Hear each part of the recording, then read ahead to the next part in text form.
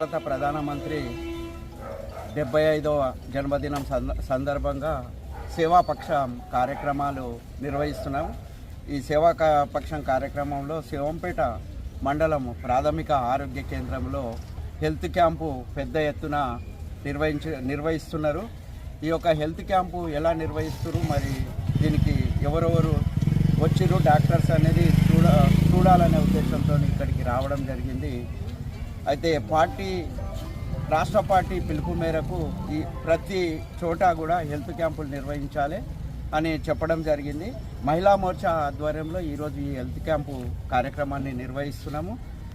మండలాధ్యక్షుడు రవి, అదేవిధంగా సేంపేట మండల బీజేపీ నాయకులు అందరూ కూడా ఇక్కడికి రావడం జరిగింది. ఈ యొక్క హెల్త్ క్యాంపులో చెకప్ కోసం అని చెప్పి చాలామంది కూడా ఆరోగ్యం కోసం రావడం జరిగింది. ప్రజలంతా బాగుండాలి, దేశంలో ప్రజలు ఆరోగ్యంగా ఉండాలి. నా బర్త్డే సందర్భంగా దేశం మొత్తం కూడా హెల్త్ క్యాంపులు మరియు ఫ్రీ మెడిసిన్స్ మరి నరేంద్ర మోడీ గారు ఇవ్వడం జరుగుతుంది. ఇలా చూసుకున్నట్టయితే దేశంలో నరేంద్ర మోడీ గారు ప్రతి మారుమూల ప్రాంతంలో కూడా హెల్త్ క్యాంపులు నిర్వహించి ప్రజలకు సేవ చేయడమే మన కర్తవ్యంగా భావించి ఈ యొక్క సేవా పక్షంలో 2వ రోజు ఈ కార్యక్రమాన్ని నిర్వహిస్తున్నాము. ఇక్కడ వచ్చినట్టయితే ఈ ప్రాథమిక ఆరోగ్య కేంద్రంలో మరి చెట్లు గిట్ట బాగానే ఉన్నాయి, కానీ ఎక్కడ పడితే అక్కడ వాటర్ సోర్సెస్ అయిపోయింది, బాగా వాటర్ ఇలా జామ్ అయిపోతుంది. మొక్కలు కూడా పిచ్చి మొక్కలు చాలా మట్టుకు కూడా పెరిగిపోయినాయి. దీంట్లో స్థలం బాగున్నది, కానీ అన్ని మొక్కలు పిచ్చి మొక్కలతోని వాటర్తోని నిండిపోయింది. కాబట్టి డాక్టర్స్ కూడా ఈ యొక్క దాన్ని సూచించడం జరిగింది.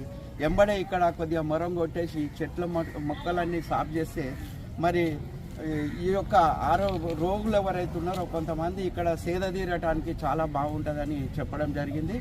మరి నరేంద్ర మోడీ గారు స్వచ్ఛ భారత్ కార్యక్రమం కూడా ఈరోజు ఉదయాన నిర్వహించడం, దేశమంతటా కూడా స్వచ్ఛ భారత్ కార్యక్రమాలు ఈ యొక్క హెల్త్ క్యాంపులు నిర్వహిస్తున్నారు.